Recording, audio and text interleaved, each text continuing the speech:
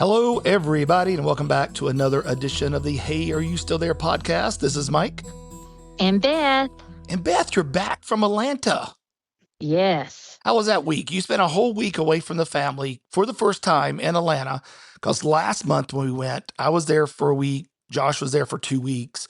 You spent no time alone. This time, you went by yourself. Did you make it? Did you survive? Barely. No, actually, it's made me do a lot of reflecting on like friendships and community and stuff because you guys weren't there. So that part was sad and a little lonely. And the weirdest thing is it was the loneliest probably sometimes in the office because once I was like off work, I had so many people reach out. Like a lot of people had reached out when we were going to be there in July, but a lot of them were on vacation and stuff. But it has just been crazy. First of all, just how many people I knew that lived in the area that I didn't know lived there, but also people that I haven't connected with in years. And then they reached out and wanted to have dinner or have lunch or let you stay with them. Let them stay. Yes. You stayed at basically a complete stranger's house. So I have a friend, Teresa, and she has an international type of career. She's worked all over the world. Like she's worked in places like Ethiopia and Japan and stuff. And now she's in Atlanta. But we were friends in college. She was one grade below me and we lived in the same dorm and things like that. And then even like when I was in law school, we kept in touch. And when I was in the hospital on bed rest with Jacob, she came to visit and everything like that, which was awesome. By the way, there is a plane going over. I hope all our listeners aren't hearing that. It's very loud. They just heard you getting distracted by your ADHD. Well, no, I just didn't want it to distract them. Oh, look, plane, squirrel. Back to but Teresa. Anyway, Teresa. So she even like came to see me with Jacob and stuff. But then as life happens, I mean, it's one thing if your friend moves like a state away. It's another thing if they move to other countries. And the other thing is people have to remember this would have been, Jacob's going to be 23. So this was 23 years ago. So we had email and things, but I guess MySpace wasn't even out, right? Because or maybe it was, but yeah, it was out. Yeah, it was. You didn't, but people didn't connect on social media. Yeah, she wasn't one of your top friends. She wasn't there with me and Tom. You and Tom. That's right. Because what was it? Was it like 8 people on MySpace like that, or something? Yeah. But no, I just say all that to say I think sometimes it's hard for people to understand now because Maria can be in California and I can FaceTime her and see her walking around and all of that. But this was still the time when like you had long distance calls. And if you called on your cell phone, you might have roaming, and then, you didn't have all these mechanisms to just easily talk to people. So, I haven't talked to her in years. And basically she reached out when she saw that I was there and she's like, we're super excited. I'd love for you if, you can stay with us anytime. And which was a super sweet offer. But at first I was like, well, I'm not going to do that, because I didn't want to like put her out or anything like that.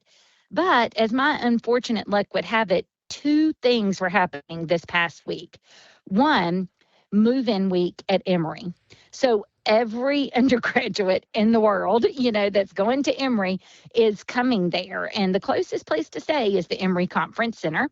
Because one thing, I think I talked about it before, Emory, like the place we stayed last time was 3.1 miles, which, if I run, sometimes I'll easily run that. It took almost 40 some minutes to get home one time from that because the traffic's so bad. So you really have to be close. And this was a time I flew in, so I didn't have a car. So Emory Conference Center was booked because you had all of those things happening. And then also, in addition to all the students that were moving in, the CDC was having some sort of conference. So I started to look and there were like 2 nights that the hotel was completely sold out. And I tried to look for Airbnbs that were reasonably close. And I was like, I don't know what I'm going to do. So I ended up reaching out to Teresa and saying, do you mind if I do take you up on that offer? And it was so amazing to reconnect. I mean, basically, she's in graduate school, going back to school, which is also really neat, I think, to just see so many women like my age, that are continuing to grow or reinvent themselves or whatever. But basically, after she'd get home from grad school, or I'd be home from work, we would just sit and talk. And she crochets, so she would crochet while we talked or whatever. But we talked about everything. We talked about comedy. She had met Brian Bates one time. We talked, and I texted you about that. They've got all kinds from the travel, all kinds of cool stuff in their house. So we talked about all that, just talked about life. And it was really amazing. And then in addition to her, there were only 4 or 5 chemistry majors my year, I think 4 from Salem.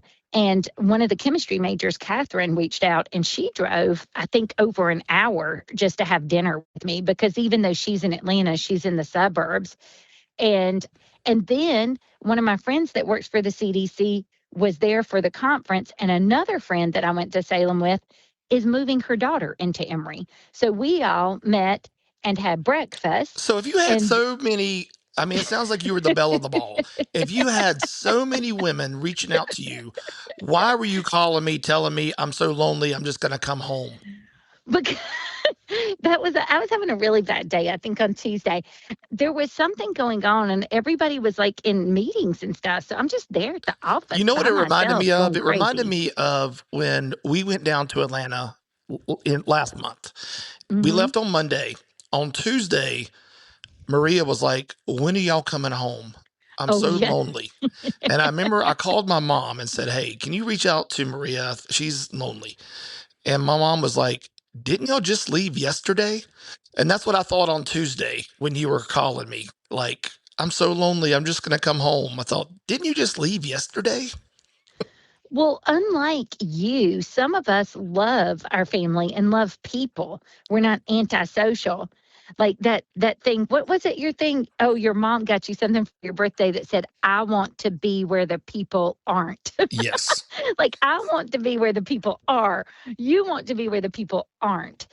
Yeah. So, I mean, I had a very, very full time there. And like even somebody that I used to work with at Wake reached out. So, I mean, it was just, and another lady from Salem that worked at Emory. Emory has a library they call like the Harry Potter room or something. So she works in the library. And so I was like, ooh, can I meet you really briefly and see this? And so I did that too. So it was good because it was 1,000 degrees. Like when I cannot tell you, like in the afternoon, just stifling hot, no breeze or anything. So you would just walk and you'd have to try to dodge and be in the shade and stuff because it was just so incredibly humid and hot.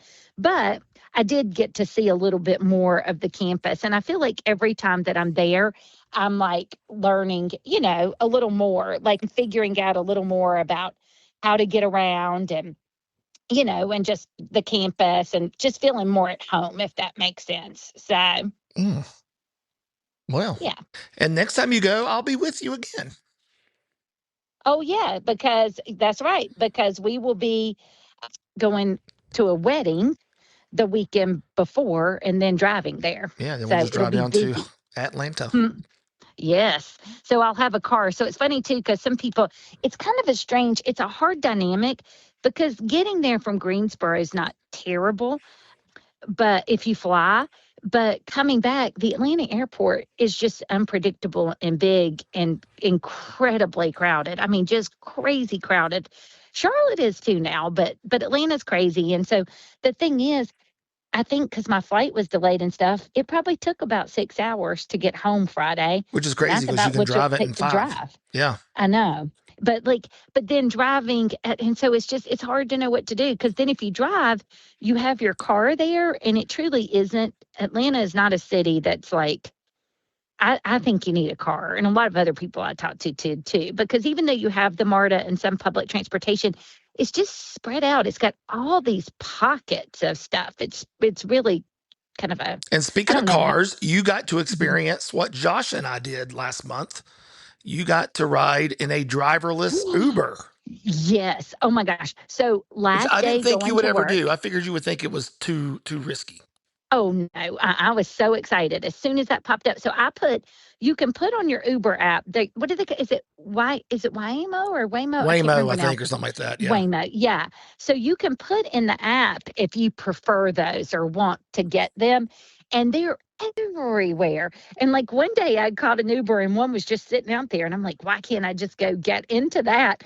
But I have it in there that I prefer it, but I kept getting people.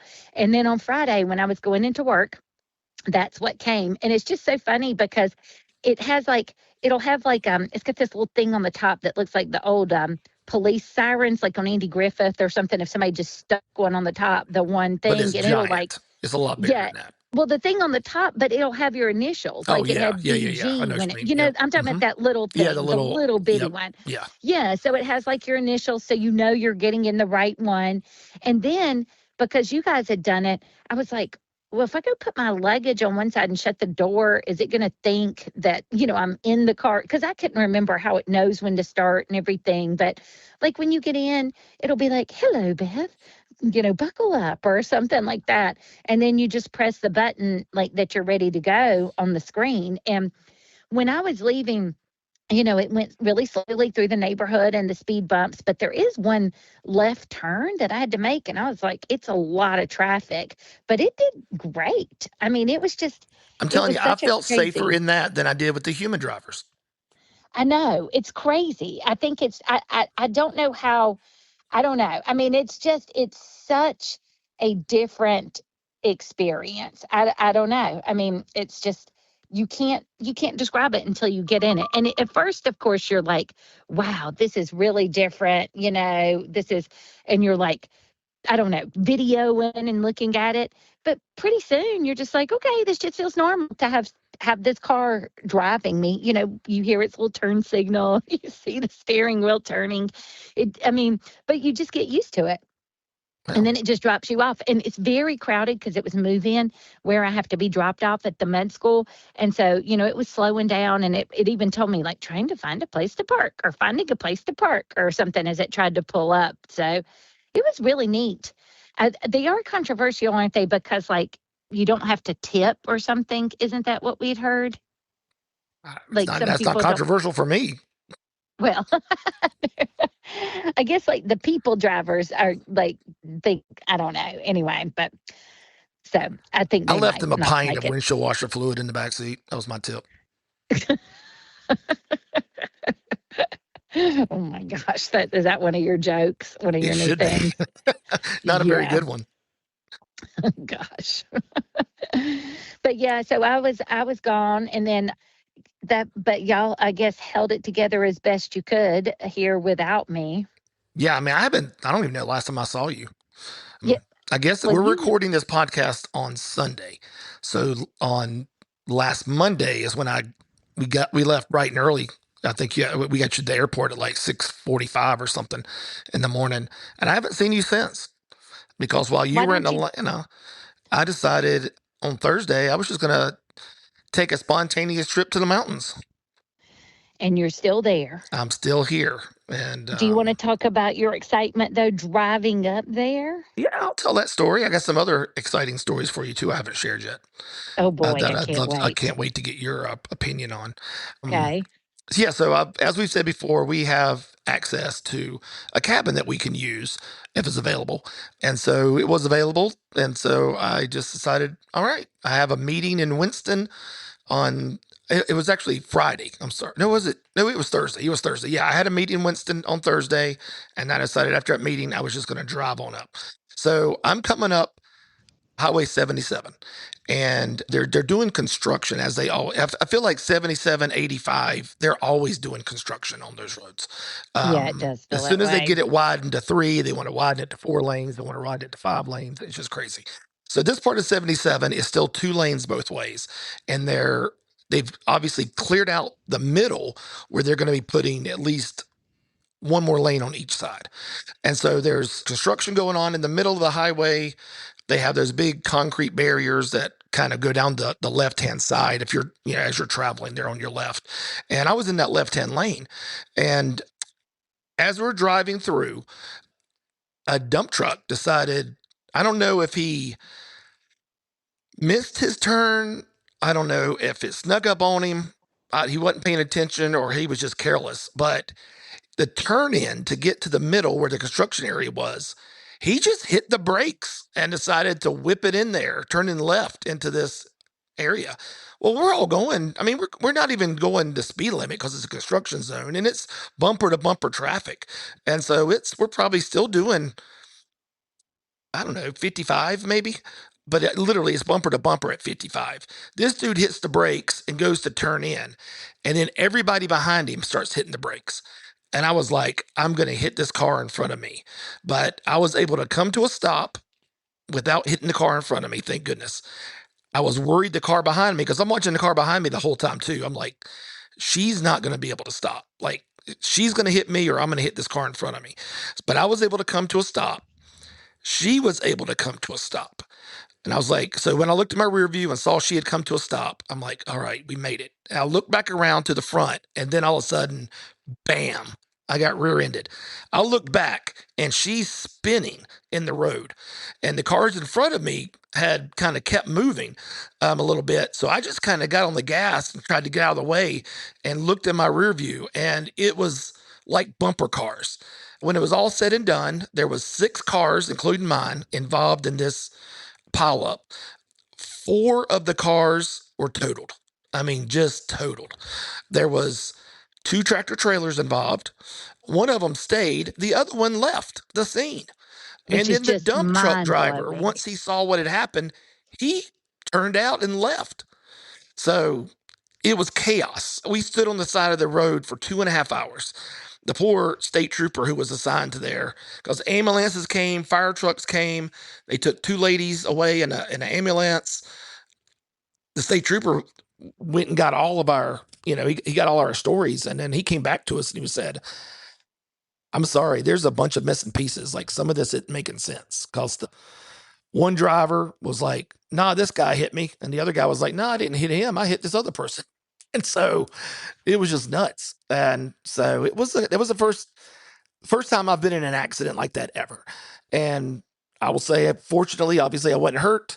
And the Subaru, all things considered, had minimum damage. And my kudos to Subaru, because I got hit pretty hard.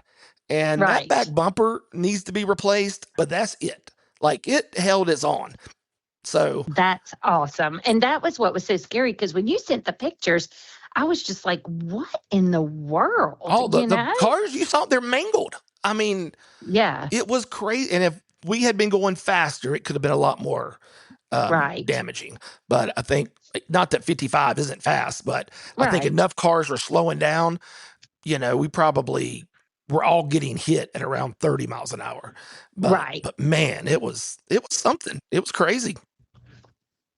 It's scary. I mean, and that's the thing. I just feel like you can't, I feel like the interstate now is just like, all Yeah. the time. And Like, I never drive that way coming up to yeah. this area of North Carolina, Western North Carolina. It just happened that because I had that meeting in Winston, it put me in a place where I'm like, well, going up 77 here will be a little, is the way I need to go probably. But normally I would have never gone that way. So that was just wrong place, wrong time. Well, it's also crazy because I had that happen one time with the kids that were with me. This is back when, I'm 40, like business 40 would just come to a complete stop. And Mm-hmm. it's the same thing you're talking about. I remember they stopped in front of me. I was able to stop. And then I just see this big old truck, like from the 80s or something, just barreling at us. And I had all 3 kids in the car. And I was like, that man's not going to stop. He's going to hit us. And sure enough, he did. He like slammed into us, and it's just the worst feeling because you're just sitting there and you're like, there's nothing that I can do, Yeah. like you're Mm-hmm. just sitting there. You can just brace for it. That's all you can do. Yeah. So it was, So, it was yeah. crazy. I mean, it was nuts. Like, I went ahead. It's like when it all happened, I pulled over. I was able to pull over side of the road, and I jumped out and ran back to like the first car I could get to, which was a pickup truck that had been pretty banged up. And it was a man and a woman, a young couple too. I would say they were in their early 20s. And she was just shaking. I mean, I thought she was going to have like a panic attack. And so I talked to her a little bit and tried to get her calmed down. Other people were getting out and helping the drivers out. And the 2 ladies Did that you ask her if she wanted a sip of water? I didn't have any water. Do Let you me, remember? But do you remember that yes. training we did? Yep. Yeah. Yep. But I will say this. I was really impressed. It happened in, I think it was in Yadkin County, probably where this was. But the Yadkin County Volunteer Fire Department came out. Those guys that just come out with the lights in their own normal cars and stuff. One of those guys had a 5-gallon bucket full of ice and bottled waters, and he was walking around giving it to all of us. I thought that was really like forward thinking and nice. Especially when it was so hot and you're having to stand there for so long. But truly too, we took you and I years ago. It was after one of the big hurricanes. There's a Christian organization, and it was like, it was some type of training of like disaster. It's essentially disaster training. Yeah. And we went through it. And I remember a lot of things, but I remember like one of the big things was just asking people to get like, do they want a sip of water? Because it's like, it's a very normal thing, and it forces you to just kind of like, slow down a minute. Like if you're about to hyperventilate or anything like I've that. I've used that on Maria every day since she turned to a teenager. When she has a breakdown, I'm like, go get a cold glass of water every single time. So if nothing else, that disaster prepared me for the disaster of having a teenage daughter. Which I think is funny because you thought it was going to prepare you, for some type of international disaster work or like Hurricane Helene or something like that. But no, it prepared you for. But now it's gotten to the point I'm like, have you had any water? She's like, yes, I went and got a glass of water. I'm like, okay. So a couple other stories real quick while I've been up here that I haven't told you just because you've been out of town. And plus one of them I wanted to save because I wanted your real take on what you would have done in this situation. So one night I'm up here, I guess it's Thursday night, the first night. I'm like, well, there's a little country store / Mexican restaurant kind of near. It's the closest restaurant to the place. And there ain't nothing here in this area. It is deserted, as you know. So it's about 5 minutes away. So I was like, well, I'm just going to run over there to the country store and get me a burrito. So I went over there. They posted to close at 6, and it was 10 after 5, and they were already closed for whatever reason. So, which is life in Western North Carolina, Countryville, just close whenever you want. So I was like, well, dang it. What am I going to do for dinner? And I was trying to decide, do I want to make the 30-minute drive to the closest town or just go back and make a sandwich? And then I remembered, I was like, oh, there's a barbecue restaurant that's opened up about 10 minutes from here that I keep forgetting about. So I drove down there to that barbecue restaurant, and I went in, and I walked in, I was like, yeah, I just want to get an order to go. And I was just going to get like a chopped barbecue plate or barbecue sandwich, and a side and leave. And as I'm standing there, the lady who owns it, she says, hey, do you know what our special is today? I was like, nah. I was like, I don't know what it is. She said, it's oxtail. Oh, no. Nope. I've seen it on the menu. Nope. I went and. There you go. This isn't even the grossest story I'm telling you, Beth. This is the easy one. Okay. So remember last night, I was like, I told Ross, and Ross is like, I wouldn't have done it. That's not even the oxtail. He said he wouldn't have done the oxtail either. And I was like, I don't know. I've never had oxtail. And then the waitress, who's this like young blonde hair girl, she's like, I didn't think I'd like it either, but it's really good. It just tastes like steak. And then the lady was like, yeah, it comes with rice and black beans and plantains. And I was like, plantains? What are they? Those bananas like things. The banana, yeah. Yeah. And I was like, all right, I'll try it. So that's what I got. So Thursday night, for the first time in my life, I ate oxtail. Ugh, God. Okay. And what, did you like it? It was okay. But wasn't it tough? I mean, it's yes, it is. There is parts of it was chewy.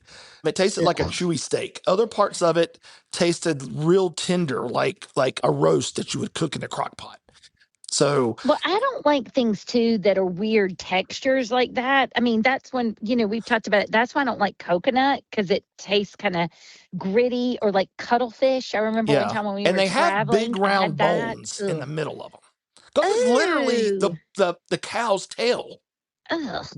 But okay, I get it when you're starving, like, because I mean, having gone to places where people don't have enough to eat, I'm never going to criticize like people when you're hungry and you need protein, you do you. But I just don't understand. Like, I don't know, when you got other options for normal meat. And that's usually because of that. That's why sometimes when I travel or go different places, I magically become a vegetarian. People are like, "Oh, you don't like meat?" Nope, because I don't want to eat all Well, I that mean, this stuff. was just a little country restaurant up here in the mountains, and I thought, well, they're all eating it, and it's the special. I guess I can try it. I mean, I wasn't going to eat any like mountain fried oysters, if you know what I mean. Ugh. Ugh. All right. Anyway. So the second thing, Uh-huh. this one is the one I thought you would be repulsed by the most, but maybe not. Maybe the oxtail is. So there's a house, probably the closest house to this house. You can see it from the, it's kind of, there's a field in between the two houses, but there's a house there. It's an Airbnb. So there's different people come in there and rent it because that's what Airbnb people do. Well, I was sitting on the porch and I saw two cars pull in and I saw two couples get out. They brought in their luggage and I was like, okay, well, they're staying here. This is Friday. And I thought, okay, well, they're staying here for the weekend. So Friday night, the house is kind of closed up. It's dark at this point. It's probably 7:45, 8 o'clock. I mean, it's getting kind of late, probably 7:45. I'd already had dinner and I don't even know what I was doing. And there was a knock at the door. And it was the door that's closest, and you'll know this, our listeners won't, but it's the door that's closest to the driveway, which is not the door you normally come in, But it's the door it's the door closest to their house. But it's not the main door. And so there's a knock at the door, and I'm like, who in the world is that? And so that door has like a fancy window on it, so you can't see through it. So I couldn't even see who it was. So I just opened the door, and there's two, two guys that look like they were Jacob's age, like early 20s. They were not older than 25. They looked like they were probably 22, 23 years old. And they said, hey, man, and they were country. And they were like, hey, man, we're staying at this house down here, and we're in the middle of fixing spaghetti, and they ain't got a seasoning in that house. Have you got any salt and pepper we could use?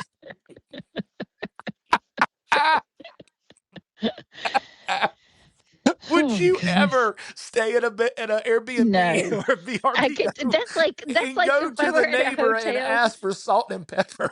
Yeah, like you're at a condo or something, just good knocking door to door till you find it, like it was crazy. Okay. And I'm just like, and I'm thinking, it's spaghetti. Like if you're using like jarred sauce, you don't need any seasoning. Yeah, what salt and pepper you need, like it made no sense whatsoever. And I was like, yeah, I got some. I was like, I don't know how much I got. And so I turned to come inside and they just kept standing on the porch. And I was like, y'all can come in if you want. And so like, okay. And they came in and I found out they're from Siler City, which is a little town south of Greensboro, I guess. I don't even know what county Siler City's in, but it's but they were super friendly and they were talking my ear off. They were super nice boys. And I went and the house only had like those disposable salt and pepper shakers, like the little black, the little white one. And there wasn't a whole lot left in either one of them. And I said, well, this is all we have here. I said, and they were like, all right, man. They were like, can we buy it from you? I was like, nah, man, yes, just give me keep $10. I was like, just keep it. Just take it. And you can have anything that's left. Like, you can have these. And they're like, really? Yeah, I mean, you would have thought I gave them a gold bar. And they were like, man, thank you so much. Man, that just means the world. Thanks a lot. I mean, just good, wholesome country boys. And so they left. So then we'll fast forward an hour. It's probably 8:45. I'm on the computer in another room playing BGA with Ross. And I hear another knock at the door. And I'm like, what in the world? And I'm like, you're like, what can they need now? Right. And yeah, man, we bought a water up here. Yeah, exactly. So, but I was in the middle of a game and it was, and those games, they're timed. They're timed. You can't just, and as much as these boys talked to me before, I was like, if I go down there, I'm going to end up timing out of this game. Yeah. So I was like, I'm not going to answer it. So then a little bit of time went by. I'm going to say about a minute. And there was another knock at the door. Like they were still there. They're persistent. And I told Ross, I was like, I guess when this game's over, I'm going to get my shoes on and I guess I'll go down to their house and see if they need something. So Ross and I finished playing, and Ross was like, keep me on the phone. Because, in case they like murder you. Yes, yeah. So I keep Ross on speakerphone when we play these board games. Because is Ross going to drive up? And I guess he'll just call 911. He would just call 911, right? Yeah. Yeah. And then they'll be like, what county is he in? Because that's what I went through when I tried to call 911 for Jacob. Yeah, I don't know if Ross even knows where. What could he have done? He didn't know. He don't know where this place is. He'd be like, no, I don't know. I don't know what. He's somewhere in North Carolina. Like to report a murder? Where? I don't know. I know who got murdered. I just don't know anything else. So we finished playing our game. I'm like, all right, Ross, I'm just going to slip my phone into the pocket and I'm going to walk down the driveway and go over to his house. I open the door, that side door again. I open it up, and it's only been now 5 or 10 minutes, 10 minutes max, but probably 5 minutes since they knocked. I open the door, and sitting on the ground is a plate of spaghetti, Italian bread, and homemade cookies wrapped in saran wrap. And these boys made all this? Well, they had 2 girls with them. It was like 2 couples. So they brought me a plate of food to say thank you for the salt and pepper. Oh my God. So then I asked Ross, I was like, you're not going to believe this. I told him what it was. And I was like, would you eat this? And Ross come on. I'd eat the cookies, maybe the bread, but I'm not touching that spaghetti. And I was like, well, why? What makes the cookies and the bread cleaner than the spaghetti in his mind? Who knows? I mean, if you're going to eat one, you might as well eat it all. I would say it's all or nothing. Well, I put it in the fridge because I wanted to, because obviously it was 9:00 at night. I'm not going to eat that at night. So I was like, I'll put it in the fridge. And if I get hungry enough tomorrow, I'll eat it. And it was on a glass plate. They took this plate from this house. Oh my. So Saturday around lunchtime, I was like, why not? So I ate that plate. I heated it up and ate it all. How was it? It was good. It was good spaghetti. What would you have done? Gosh. Would you have eaten that plate of spaghetti? No. I wouldn't have. Okay, if I was like, all right. But I've had food poisoning and stuff before. I mean, it's not even because of them. I'm like weird about food. And it had also sat outside 10 minutes before you got it. So, no. Oh, it's just 10 minutes. It ain't bad. I still don't care. I wouldn't have. And it was wrapped in saran wrap? Okay. All right, so you have to make a choice. Are you eating the oxtail or are you eating the plate of spaghetti from Rando's? I'm eating the Rando spaghetti. Really? Yes. Wow. I can't. There's like, I've told you this before, like people are like, we want to choose a restaurant and somebody doesn't know you well. Is there anything you want to eat? Organ meat, tail. We'll just add tail, ear, like feet.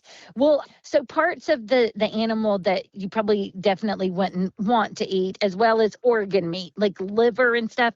Psychologically, there's something about it. I just can't. I can't, and I won't. No, wow. I'd rather eat the other stuff. Well, I will say, honest to God, the spaghetti was better than the oxtail. Well, I'm not surprised. I'm like, oh goodness. So you know what I did? I went, and after I ate the spaghetti, I hand washed the plate. And took it back. I wrote them a little thank you note, and I took it over there. They weren't at home because they had told me they were going tubing, and they were asking me what company should they use. So we talked about tubing. I told them where to go, and so I just took it over and put the note on the welcome mat and put the plate on top of it, and that was it. Oh, and never saw them again. Never saw them again. They left this morning. I saw them roll out this morning, but they left. I will tell you this. I had something nice happen too. I mean, and I don't know why this like struck me, but like in big cities, sometimes like people just won't, I don't know. Sometimes people aren't very friendly or nice, and Friday when I was getting an Uber, not the Uber that was self-driving, this one actually had a person that was taking me to the airport, and I was like having to respond to some emails and stuff. So at first I wasn't paying that much attention. And then my Uber driver, he was this young guy. I don't know how old he was, but but young, probably 20s. And he was like, "Do you have any allergies?" And he had pulled out, like, he had an orange, a big orange and something else there. And he's like, and I said, "No, I'm fine. You go ahead." But then before he could eat it, we kind of got to this stop sign and there was a lady out there and she had like a sign asking for food.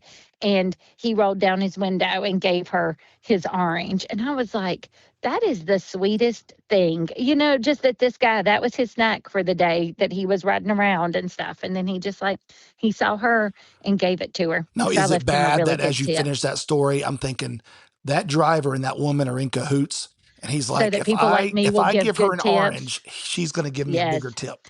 He got the biggest tip of anybody I tipped this week. Yes, because I know. I knew it. He texted his wife. Was like, "I did it. I'm going to come back by to get the orange." He doesn't even like oranges. He's like, "I don't even like oranges." Yes. Well, you know what? I think it was legitimate. So you believe what you want to believe, okay? You be like you are. I'm not going to be like that. I'm not going to be cynical and stuff like you. Well, the ministry has made me hard over the years. Yes, that's the exact words you expect to hear from a pastor. Which we'll get into careers here in just a few minutes. But all right. So one other, speaking of being made hard, I watched a movie last night that softened my heart like you wouldn't believe. Like, I can't get the movie out of my brain. Like, it is beautiful. And if you watch it, which I highly recommend you do, I promise you, you will cry a couple of different times in this movie. Well, what is it? It was so good. I may watch it again today. Okay. You ready? Yeah. The Sheep Detectives. Okay. The Sheep Detectives? Yes. As in black sheep kind of thing? Yes. Sheep? Okay. Have you not heard about this movie? Nope. Know nothing about it. It came out earlier this year. It was all the rage. Like, people were going and they're like, this is the best movie of the year. Like, I cannot believe how good this movie is. Like, adults, not just kids. And it is about talking sheep. Like, is it like Shaun the Sheep? I mean, they're live action. Okay. It's phenomenal. It is absolutely phenomenal. The story is unbelievable. It's quirky. It's funny. It's amazing. It is a great, great movie. The Sheep I'll Detectives. have to watch it. Yes. It's on, what did I watch it on? Oh, Amazon Prime. It was on Amazon Prime. Free to watch. So I'm telling you, you need to watch it. It is fabulous. Marie even says she was wanting to watch it. She had told me that a few weeks ago because I'd asked her if she's seen it yet or if she wanted to see it. And she was like, I didn't, but I hear so many great things. I think I want to. I'll have to check it out. Yeah. So and I have one other update. You've shared before about my plants, and even my mom who loves plants says that I have too many and it takes too much time to water them. I was gone, for the week. And when I came back, I forget, some type of mites were on 2 of my really big older plants. I forget what one of them had gotten really big. But anyway, I could have tried to treat them and do all this stuff, but I was so afraid they were going to infest my other plants. And so I had to get rid of 2 of my plants. And it has just made me so sad. Some people say it's the head lice of plants. Some people, as in you, say it's the head lice of plants. Yes. Okay. Yes, I've heard some people say that, as in you do. Yeah, that's right. But yeah, so now I'm down some plants and I'm having to wait. I'm going to try to make sure my shelf and everything isn't contaminated or what have you. I've tried to clean it all off and I'm having to wait and see before I move some of my other plants over there. Okay. It's just a sad thing. Are you? Because it's really sad. Yeah. Okay. Yeah. I mean, that's heartbreaking. Pretty much what I would do if one of our kids got head lice or something. Or bed bugs. I would just put them outside and be done with them. Oh, gosh. Okay. Good to know. Separate them from the flock. The kids will love hearing that, but okay. Yeah. Well, we said we talk about careers. As you know, we've been going Yes. through the 4 pillars. We started with marriage and family, and now this. This came from our 100th episode, questions that were asked. And we're doing each week, we're just taking one of them. If there was one thing we would change each, what would we change? So we did this episode, I guess, whatever was about, what we would change in our marriage. And then what we would change about parenting was last week. And now this week is what would we change about a career? So one thing, what do you think, Beth? You've been an attorney now for 25 years, correct? Mm-hmm. Yep, graduated law school in 2001. Mm-hmm. And now 25 years later, you've been in this, you've worked in a large law firm, you've worked in-house, you've kind of done it all. Now you're considered an expert in your field, and you get to go speak at conferences, and Emory University just hired you because they know how special you are. Why would you want to change anything about your career? Your career has been great, right? Well, it has, but I've learned a few lessons along the way. I think the primary lesson, and I'll have to tell you how it plays out just a little bit, but is basically would have from a much earlier time advocated more for myself and talked a lot more about what I was doing in the workplace. And what I mean by that is, well, like number one, when I took up until this last job that I had, I didn't negotiate like salary or anything. People would just be like, this is what we'll pay you. And I'd be like, okay. And then I would get in the job and I would hear what other people are getting paid. And it was a lot more. And it was because they'd negotiated for it, they'd asked for it. Because the worst that'll happen is somebody will say, no, we can't do that. But like, I had not even thought about doing that. But so I think that would be on the front end. But I think further into your career, I think I believed that it was almost like being in school. So, if you're a really good student in school, you're going to get A's. Someone's going to go look at the work that you've done and grade it. And you would think like your annual performance review or whatever is that, but it's not. I mean, who knows what's going on in annual performance reviews part of the time. But half the time, I feel like in certain careers, your leader doesn't even fully understand what you do because they have their own job, and especially if you specialize in something like I did and do, your leader has no idea about some of the things and some of the work that you do. And so all throughout for years and years and years, I felt like if I just keep my head down, I work really hard, I do good work, the work speaks for itself.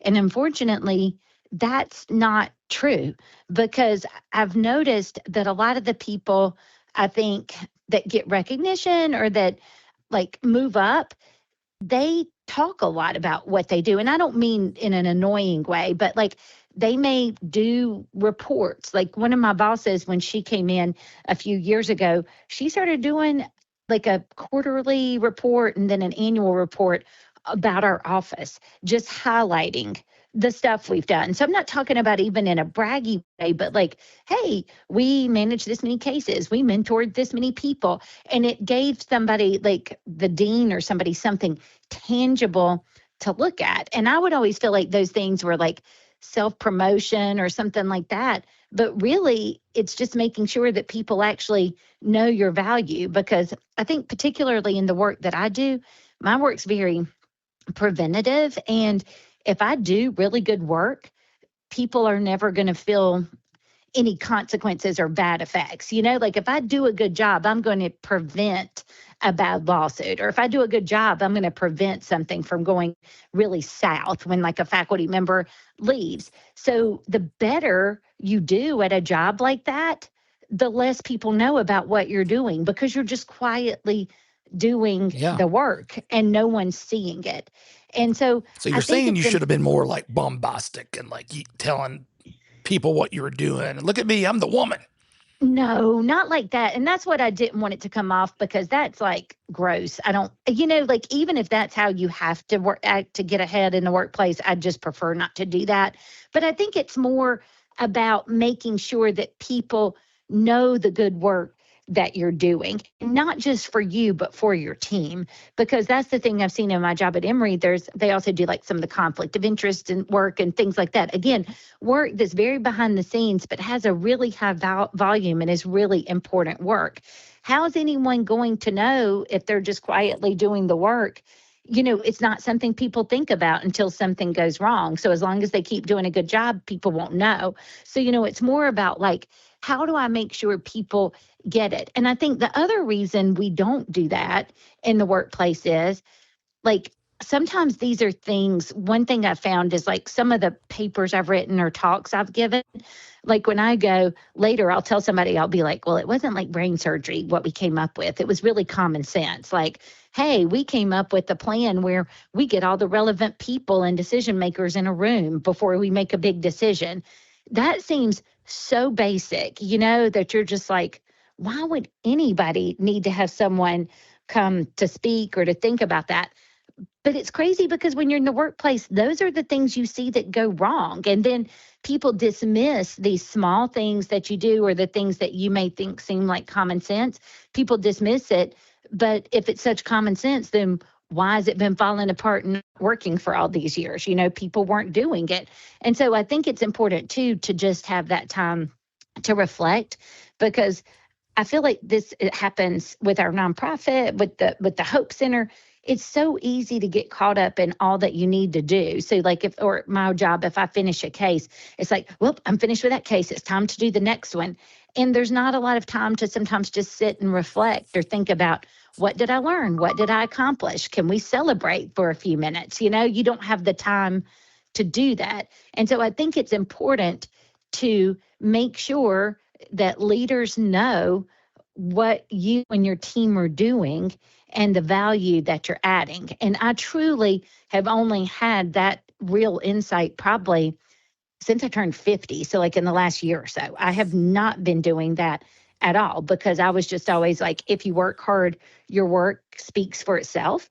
And if things came really easy to me, then I thought that they were probably common sense and there was no need to tell anybody about it or for anybody to know, because I would think, well, if it's this easy, it can't, be important. But that's usually sometimes something's that easy to you because you're working in your skill set, you're working in your strengths, because for somebody else that wouldn't be easy. Yeah, makes sense. So I think that would have been the thing. I think I would have like gone in knowing my worth, or at least, and when I say that too, not in an arrogant way, but but at least feeling like I'm going to advocate for myself, because I will fiercely advocate for other people, but not for myself, And so I think I would have done that. And I think it's shown, particularly women, we don't do that. And that's part of what contributes, I think, to sometimes lower salaries. We don't ask. And I think more and more women are talking about salaries and doing things like that, and they're asking. And I think the same thing with like talking about what you do in the workplace. I think a lot of women just go in and they're like, I've got a lot of other stuff going on in my life. So I'm here to do the work. I don't have time to talk about the work that I've done. But if you sit back and you watch other people in the workplace, they most certainly are reporting on things, talking about what they're doing, and making sure sometimes their teams have visibility. Mm. Yeah, I mean, I think the term is you got to bet on yourself, Yeah. And that's what I know I've encouraged you to do many times over the years, is because, I would see value in you and what you were doing, and recognizing that even if the company didn't realize what they had, like, some way to, like I said, and I was saying the bombastic stuff just as a extreme, like, this is not what you wanted to do, but how do you, there's that fine line of how do I make them see what I'm worth, without coming across as arrogant or whatnot. And some people don't care. They just will do it and don't care if they're seen as arrogant. But there's that point in time where you got to be like, you know what? If you don't see it, I see it, and I've got to bet on myself. And I think you did that with Emory. And not that Emory's been a perfectly smooth transition so far. And, it's a learning curve for both the institution and you. But this is you taking your future in your hands and saying, I know what I can bring to the table. And, I'm going to demand certain things. And I think the other piece that goes with that is like, it is easy to feel like if you get a certain age or you've been somewhere too long, so long, like you couldn't change, but you can. I mean, it's hard because I mean, as you've witnessed, it's really hard Yeah. to make major change like that, but you can do it. And I think that's the other thing. I think sometimes people just feel like, I mean, and I would feel sometimes like trapped or like you didn't have options because it just didn't feel like that. But you can make changes, and that's been like I said, the neat thing watching these other people I've reconnected with, just seeing the things they're doing as they speak up for themselves and stuff in their workplaces and stuff too, going and saying, I don't like this, or I don't like the way I'm being treated at this place. So one of my friends was like, I'm going to ask to transfer to another division. Like she's going to stay in her company, but she's going to ask to be on a different team. And again, the worst that'll happen is somebody will say no, and then that's it, and you're where you were before. But I think that advocating for yourself, because that's the big thing. It's going to be a really, really, really rare circumstance that somebody's just going to see you and know what you're struggling with and know all you've contributed and advocate for you, because most people are too focused, I think, on their own stuff and their own career, and so that's why if you're not going to do it for yourself, you're not usually going to have anybody that's going to do it for you. Right. Yeah. Well said, Beth. Thanks. What about you? This one was tough for me because I was thinking about it. I mean, because my career is ministry, Right. and so how do you differentiate between the two, from for what we're going to talk about on the next episode, which will be something we would change in ministry for me, also a career. And so I think I have them separated. Excuse me. I will say career wise, if there was one thing I could change, I heard a saying early on in ministry: pray like it all depends on God, work like it all depends on you.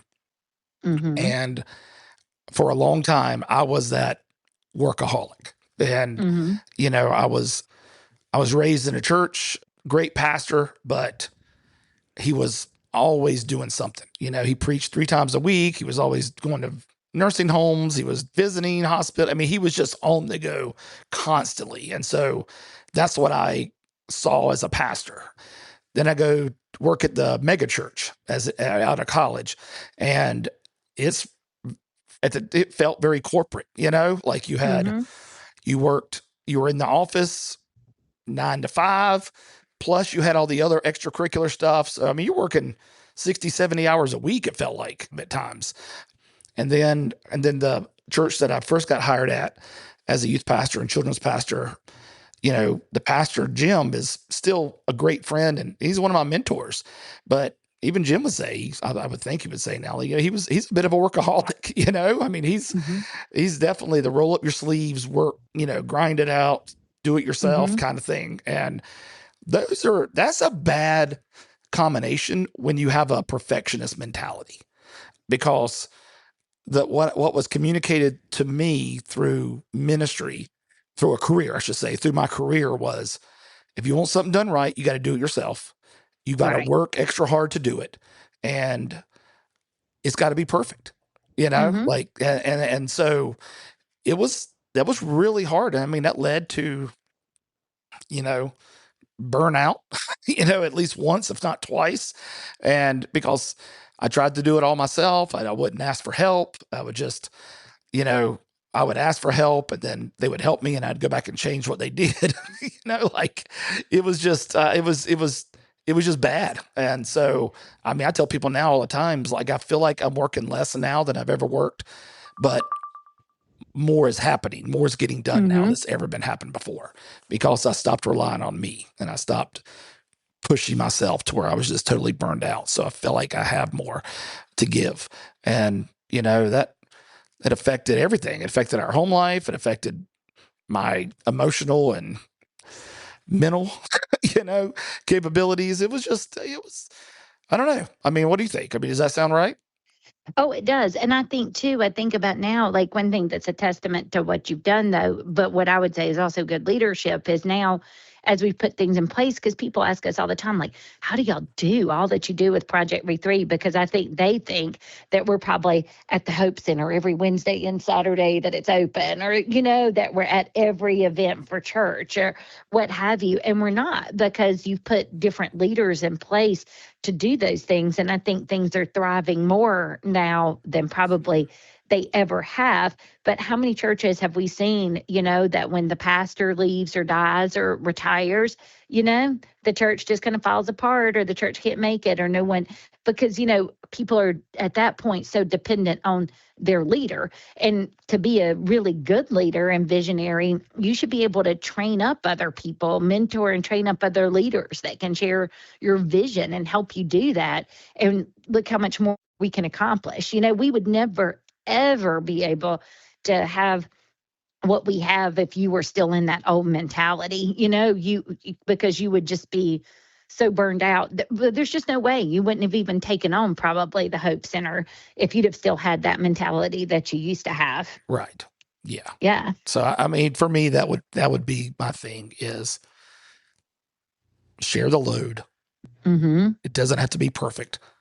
And if I could go back, I would not be the workaholic that I was, because I spent a lot of time doing good things, but I also spent a lot of times doing things that didn't need my attention, and Yes. that's where the workaholic comes in, is when you don't delegate and you get, stuck doing stuff, or you're doing things that others should do. And, we laugh about it, but like the chairs in the sanctuary, right? Mm-hmm. Like, I can be a little bit OCD about how the chairs are set up at the sanctuary. But there's been plenty of times I've been setting up chairs, and in my head, I'm like, I bet Andy Stanley's not having to set up chairs. But he's not having to set up chairs because he knows that's not part of his ministry. Like, it's like, let somebody else set up the chairs, like teach them how, and then move on.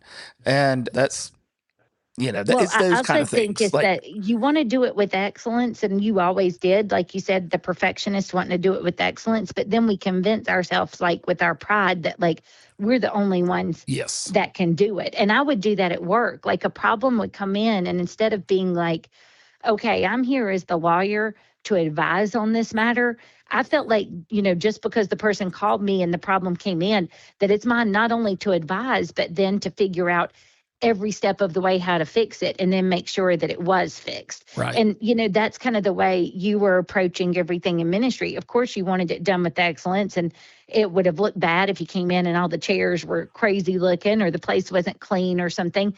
But at the same time, as long as you're doing it, no one else is going to step in to do it. And I think that's the other piece we miss when we're doing all that. If I'm taking care of all that, well, of course, people are going to sit back and let me do it. They're just going to be like, well, Beth's got it, or Beth's going to do it, or Mike's got it. Mike's going to do the chairs. Why would anybody else need to step up and do the chairs, Mm-hmm. So I think that's the other piece, is like, you really are. And I know people used to say this, and I'd be like, I don't know about that, but you really are, in some ways, when you're doing those things, preventing someone else from stepping in. And I think it goes back to, too, like, if doing the chairs like is soothing to you and brings you joy, like sometimes you used to say like mowing the yard and stuff, if that's something you like, that's one thing. But like, if you're forcing yourself to do something and you're resentful and, or you're feeling like, oh, this all ends, if I'm not here, like, if I take a vacation for a week, the church will shatter around me. Or, if I felt like no one will be able to do anything while I'm gone, all those places and all those things keep going when we're not there. Yeah. Like they just keep chugging along. It may not be as fabulous, but like it's still functioning. And I think that's like part of what's hard, is like believing that and trusting that. Right. Yeah. Yeah. But you've had a lot of growth in that space. I've tried. Yes. Now you would argue I don't do anything. I don't do any work. I'm not a workaholic, and I don't do anything with excellence.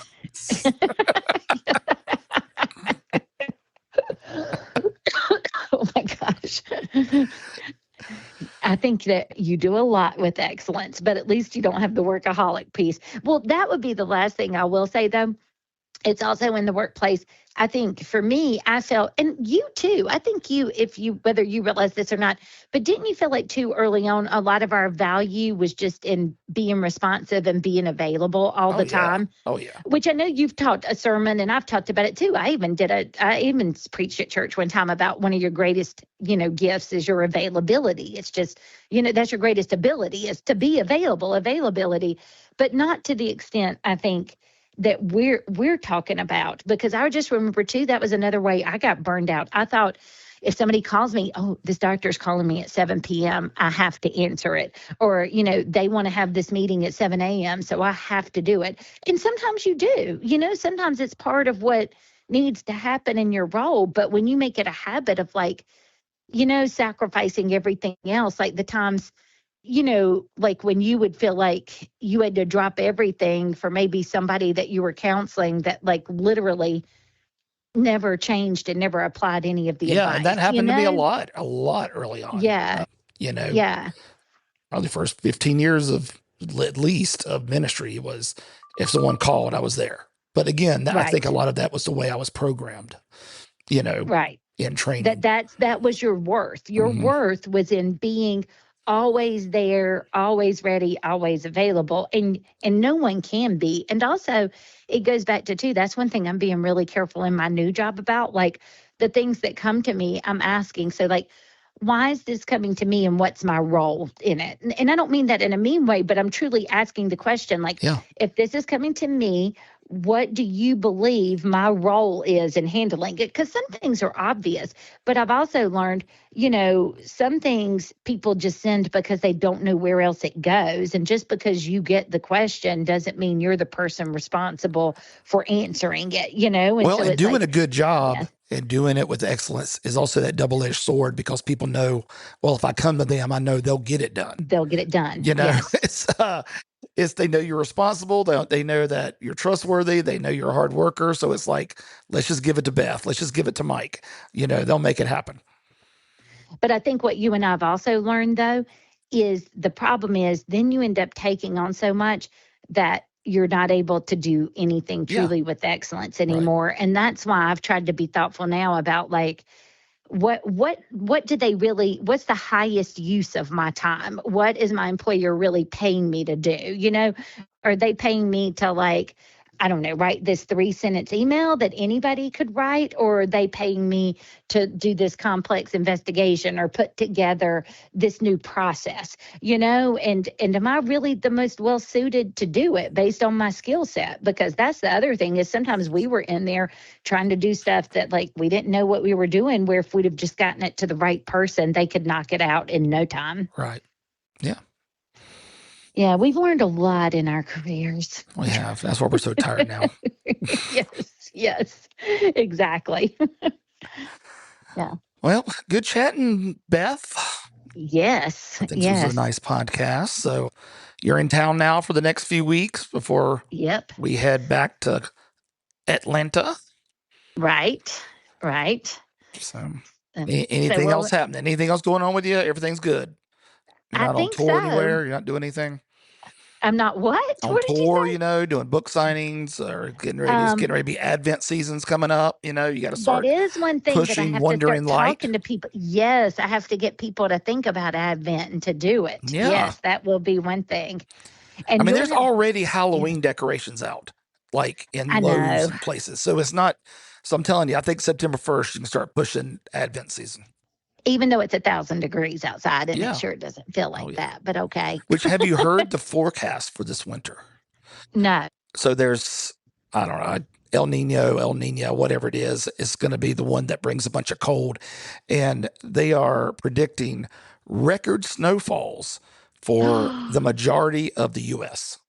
Oh. And yesterday I was in a store, and the owner of the store, I heard her talking to somebody else, and she was saying, the almanac I follow says this winter is going to be rough, and it's been right every time.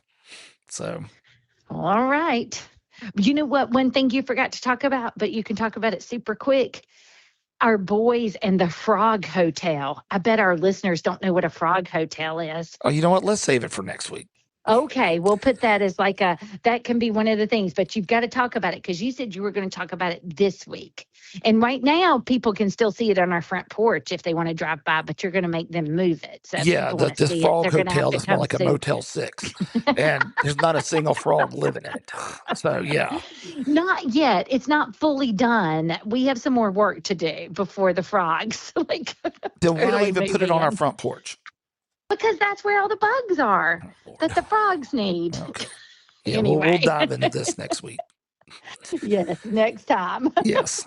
All Yes, right. the Well, listeners as want to know. always, like us, share us, comment, leave reviews. You can follow us along on all the podcast sites, on heyareyoustillthere.com. We're on social media. You can keep up with us all there. So, Yes. All right, Beth. Well, have a great week back home. Well, hopefully I'll see you soon and you won't Hopefully I have will any see you soon. eventfulness coming back. But until then, no events. yeah, right. This is Mike. Yeah. And Beth. And this is Hey, Are You Still There?